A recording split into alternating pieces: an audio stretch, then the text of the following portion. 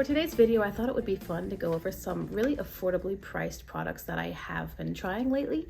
I want to start with lip oils because my lips are feeling dry. Now, you may know that I have been loving the ColourPop lip oils for quite some time. And by the way, everything I'm using will be linked in the description box. I've got 5 different colors from them, and like this is the very first one I bought, and it's down to here. This is the shade Smirk.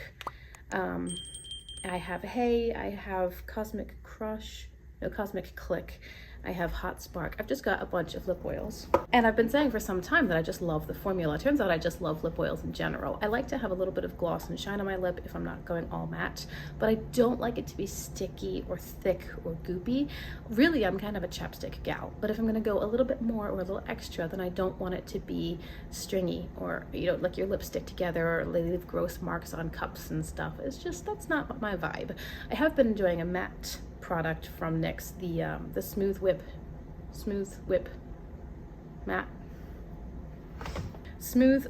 Matte Lip Cream. My favorite color is Latte Foam, but this is totally matte and it doesn't really pertain to today's video because I want to specifically talk about oils.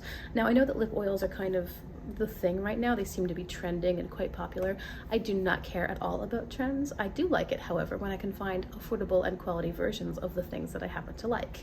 So I picked up 2 different kinds of lip oils and I was comparing them to my experience with ColourPop. So my experience with ColourPop is that it's a thin formula, but it does feel hydrating, it does feel moisturizing. It has always been just what I've enjoyed, but now that I've tried a few others, I have a few comments, additional thoughts about ColourPop formula. In particular, this doesn't last for very, very long, and I still really like it. I'm still happy to use what I have, but I find that I have to reapply it pretty regularly. Now, I will say I have a big water bottle that I carry around with me all day, every day, wherever I go. So I'm often drinking water, and that definitely, obviously, contributes to losing product off of your lips. So there is something to be said for that. But if I'm at home and I apply some lip oil and then I forget about it for a while, I forget to drink or eat and, you know, just go about my day, I do, after some time, get to the point where my lips feel dry again. So maybe it's not the most long-lasting hydrating formula.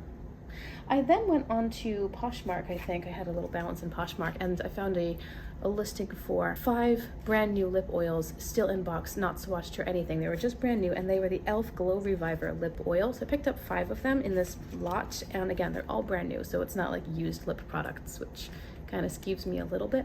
Anyway, I took the clear one and I put it at my bedside. And one night I put it on before going to sleep, went to sleep, and I woke up in the morning and I could still feel this product on my lips. It was the entire night. This lip oil stayed on my lips, hydrating and palpable, where I could feel the texture the next day. And I thought that was pretty dang impressive. And that is what made me look back on ColourPop and think, oh, apparently that's not the most hydrating or long-lasting formula. So I've got the Glow Reviver lip oil in 5 different shades. And then I had seen a short here on YouTube. I think it was maybe Andrea Mattiliano. It might have been her or Jen Phelps, someone, talking about their favorite lip oils at, you know, the drugstore, and all of them have mentioned the Milani Fruit Fetish. This I got at Walmart. And I think in the lady's post, the reel that I saw, she listed it for like $12 or so at Ulta, but I just saw on Amazon that this is currently priced at around $8 or $9. But this is the Fruit Fetish, and the shade I have is Passion Fruit Coconut, and I'll tell you, the smell of these, they match the flavor of the oil itself, and they smell lovely. They smell lovely. So I'm actually gonna put this one on. These tend to have more of a soft peppermint minty kind of smell, not painful, not really obnoxious, just soft, slightly minty, or let me see. Yeah, like a toothpaste kind of scent. It's not bad. It's not in your face and objectionable. It's just very, very subtle. But I want to try this one because I haven't used this as much as the Glow Reviver. Like I said, I've been using that at nighttime, and it's nice. Again, they're not thick or gooey. It smells lovely. It smells like a tropical drink. I want to go back to Jamaica where we had our honeymoon and just have a coconut drink on the beach. This is lovely though. It's very smooth. There's a lot of product on, especially on the tip of the applicator, and I think it's the same applicator as the e.l.f. No, e.l.f. might be, There's a bubble there. e.l.f. might be a little bit bigger, actually. I think e.l.f. is a little bit larger, and the Fruit Fetish is just a bit slimmer, but they're the same kind of sideways curved shape. Anyway, you can see I don't do this full time, but I just wanted to talk about lip oils because, like I said, I'm excited to find alternatives, especially if I can go to Walmart and get a good product for an affordable price and not have to go to a website and pay shipping to have something sent to my house. If I were making a ColourPop order, I would definitely pick up more of these, I think, but I'm happy to have other options, and both of these are longer lasting. This one that I just put on is so smooth. It just feels like a nice coat of like a gel finish. They're lovely. And now as far as the eyeshadow palette, this is the palette that I recently picked up. I got this one at Target. This is the Revolution Beauty London, the Enchanted Icon. This is one of the parent companies, or however it works, that purchased BH Cosmetics when they went Chapter 11. And BH Cosmetics has kind of been quiet for a while, and no one's really expecting them to come back at this point. Then they've released a few things, and I'm just not hearing anything about them. That's not to say that they're not doing anything. I'm just not hearing anything about them. The people that have loved them are also thus far quite unimpressed with whatever they have launched since their acquisition. So this, again, I saw it on one of those channels. I think it was Jen Phelps. What happened was I clicked on one of her videos and I just loved her eye look so much, and she wasn't talking about it at all. And I think somewhere later in the video she mentioned, I have this on my eyes today. And then I went back and watched the video where she was using it, and I was thinking, wow, that's quite lovely. And it was $12, I think. So let's look at the palette. The color story is quite soft. Nothing super exciting, but it is pretty. It's like, I really like it because it's very rose goldy. And then these two shades right here are cream. I don't know what I would use these for. Jen used the darker one for a tiny little wing, and the upper one could probably work as an eye primer, probably. I have heard many people comparing this to, I think, a Patrick Ta Major Dimensions palette. I didn't see a huge resemblance, and like, especially because Patrick Ta doesn't really have these more colorful shades. He's a lot more monochromatic. Anyway, I don't really care what it might be a dupe for. I'm just interested to see what the quality's like, because I haven't been impressed by whatever I've tried from Revolution in the past, but then I know that they've acquired BH Cosmetics, and you have to wonder, why aren't they using this incredible formulation, the recipe that they now own? So I wanted to try it out and let you guys know what I thought of it. Let's get a little closer. The shades in here don't have any names, so I'm gonna start here, I think, and actually go deeper and deeper with these other two mattes. So it'll be 1, 2, 3. I would love if you guys would let me know what you're using that you found in the drugstore. I know that there have been a lot of beauty channels that have been built on drugstore makeup reviews and feedback, you know, where you can find good quality products for affordable prices. Especially with inflation, a lot of people are tightening their belts, but they still want quality makeup. This is nice. I have a lot of experience with BH Cosmetics in like the heyday when they were putting out their very best palettes. My first palette from them was Take Me Back to Brazil, and after that is when I started trying the Brunch series and the Travel series and the Sweet Shop series. So I used Take Me Back to Brazil, and I was wholly unimpressed, and then I used their really good stuff, and I was quite impressed. So I want to see if there's any chance that we're getting some BH quality with this Revolution palette. And honestly, I think that the eyeshadow game has just been stepped up in recent years. I mean, I feel like we're to the point where if you put out crap product, people will not let you live it down, because even drugstore quality has gone up where, okay, it's still affordable, but it's also really good. And you can get like high-end dupes at the drugstore. People say you can get Charlotte Tilbury dupes and Huda dupes, but honestly, that's flawless. All right. I don't think that the old quality of eyeshadow is really gonna, like, I don't think you could get away with it today. I think you have to step it up, or you're going to quickly become obsolete. Why would we buy cheap eyeshadow when we could get really good quality at the little kiosk next to yours inside Walmart? See how we're building over here.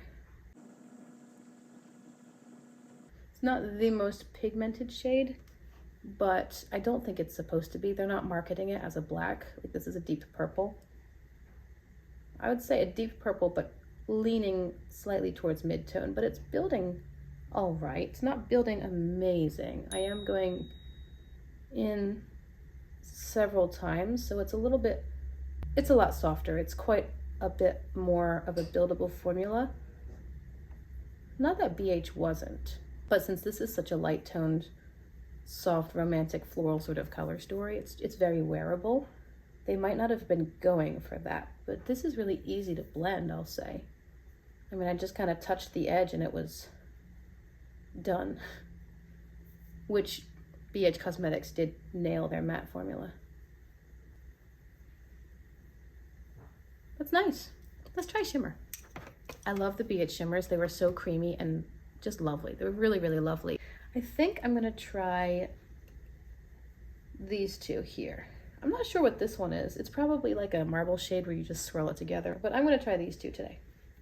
So I'll go in first with this sort of pink purple duochrome. I think it's got some gold in it too. What do we think? Ooh, that's nice. In this light, it actually looks like it has blue in it. And this is what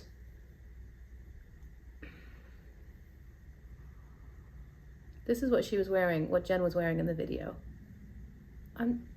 Okay, on my lid there are blue and purple. On my finger I see blue and purple. In the pan I see pink and purple. I don't see any blue in the pan. And I've got decent lighting here because I've got my ring light and also the just a giant window. Now I'll go into this one here because I want to get some contrast. And this is kind of marbly, like a white and soft golden brown sort of mix. And now on my finger it looks pink. It's a lot more pink on the eyes than I would have guessed.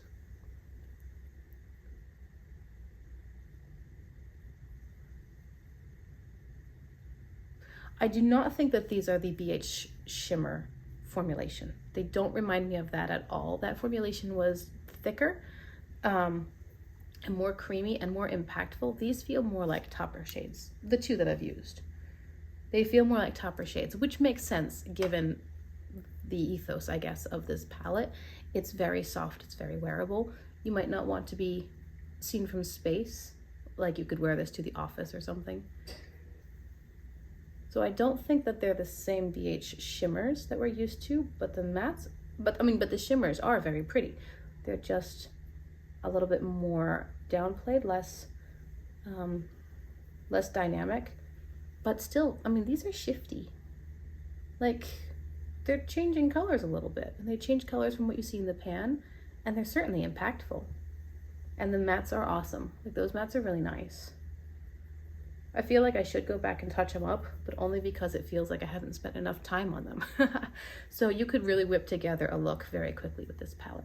Let's do something on the lower lash line. How about, I think I'll use the mid-tone brown. After this video, I need to do a little video testimonial for the competition that I won. I won a vocal competition in April, but they're trying to encourage people to audition for the next round of the competition. And they want me to do a little, like a video testimonial talking about my experience and everything. So I figured, well, hey, why don't I just do that next? As long as the kids are still sleeping. And now, I think out of curiosity, I'm gonna take this gold shimmer here because, oh no, that feels more like a, ooh, hang on. That feels more like a BH shimmer. Look at that. It's exactly as I described. It's thicker, it's more creamy, a little bit more textured, and